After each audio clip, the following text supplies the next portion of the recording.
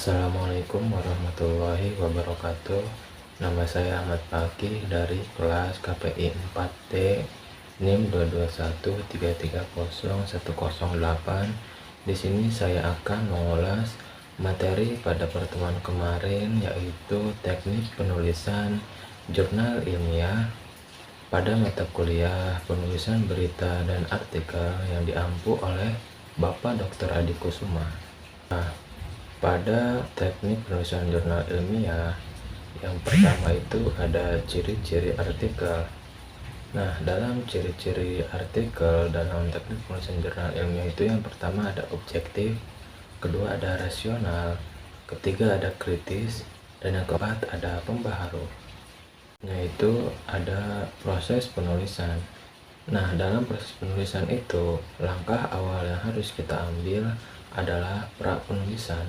Dalam pra-penulisan ada pencarian dan pengembangan gagasan, yaitu bobot permasalahan, urgensi, orisinalitas, kemuktahiran, kedalam gagasan, pengungkapan gagasan, ragam bahasa, hal-hal teknik penulisan.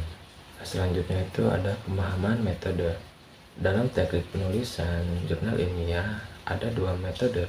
Yang pertama ada penelitian kualitatif dan penelitian kuantitatif. Nah, selanjutnya itu ada pencarian referensi dari buku, jurnal, dan sebagainya. Selanjutnya ada perencanaan naskah. Dalam perencanaan naskah, di dalamnya itu ada bahan penulisan dan kerangka. Setelah kita melakukan proses pra-penulisan, selanjutnya itu ada proses penulisan. Yang pertama itu bersifat universal atau mengacu pada ragam bahasa tulis yang baku.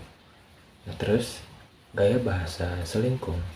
Yang pertama itu ada sistematika tulisan, kedua cara merujuk, ketiga cara penulis daftar rujukan, keempat penyajian tabel, kelima penyajian gambar, keenam penulisan identitas penulis.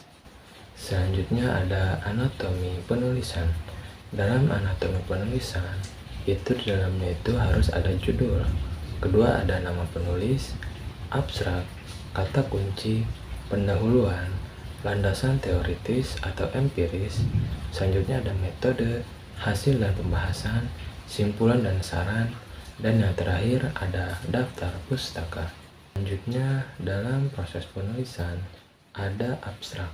Dalam abstrak ada ringkas dan padat tentang ide-ide yang paling penting memuat. Pertama ada masalah dan atau tujuan penelitian. Kedua ada prosedur penelitian. Ketiga ada ringkasan hasil penelitian satu paragraf, umumnya maksimum 200. Selanjutnya ada kata tidak ada singkatan, kutipan, tabel, gambar, merek dagang. Selanjutnya ada dalam bahasa Indonesia dan Inggris. Selanjutnya dalam proses penulisan ada kata kunci. Kata atau istilah yang dibahas untuk mempermudah dalam penelusuran artikel mempunyai makna yang khas dan jelas. 3-5 kata atau istilah yang dibahas di dalam artikel ada di dalam judul atau bahasan. Sebaiknya mengacu pada thesaurus atau kumpulan istilah dalam satu bidang tertentu. Bidang ekonomi mengacu pada JAL Classification atau Journal of Economic Literature. Selanjutnya di dalam proses penulisan ada pendahuluan. Dalam pendahuluan yang pertama itu ada latar belakang atau rasional penelitian, uraian permasalahan yang akan diteliti. Yang kedua status ilmiah disertai sumber acuan atau data dan referensi. Yang ketiga pernyataan umum, tidak perlu sumber acuan. Yang keempat wawasan rencana pemecahan masalah. Yang kelima rumusan tujuan penelitian. Yang kelima ada umumnya 3-4 paragraf. Selanjutnya ada landasan teoritis atau empiris.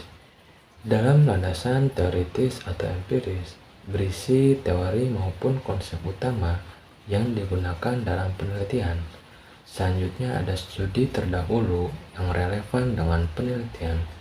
Dan yang terakhir ada adopsi dan modifikasi model penelitian. Di dalam proses penulisan ada metodologi. Yang pertama dalam metodologi ada data dan sumber data. Yang kedua ada jenis penelitian kualitatif dan kuantitatif. Yang ketiga ada spesifikasi model. Keempat ada bagaimana data dianalisis.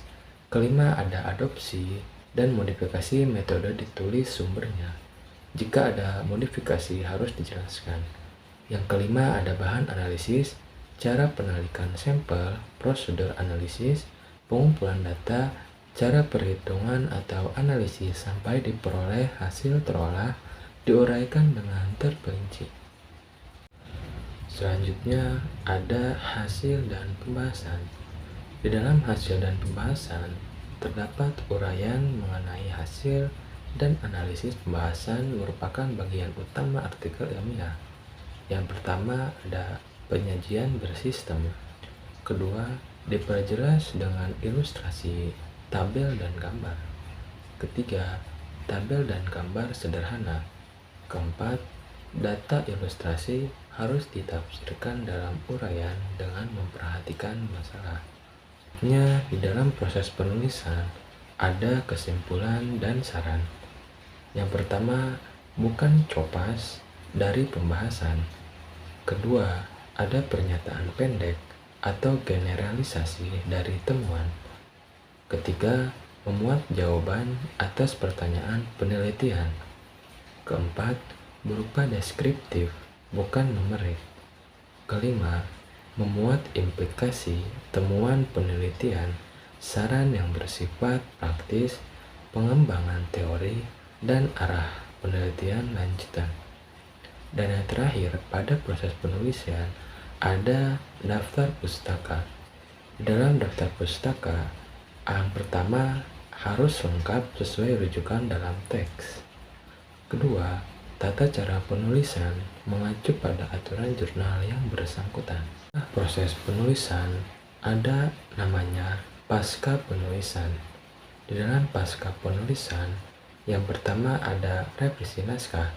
Di dalam revisi naskah terdapat abstrak, isi, bacaan, ejaan, tanda baca, teknik penulisan, penyajian gambar atau tabel, referensi, dan sebagainya.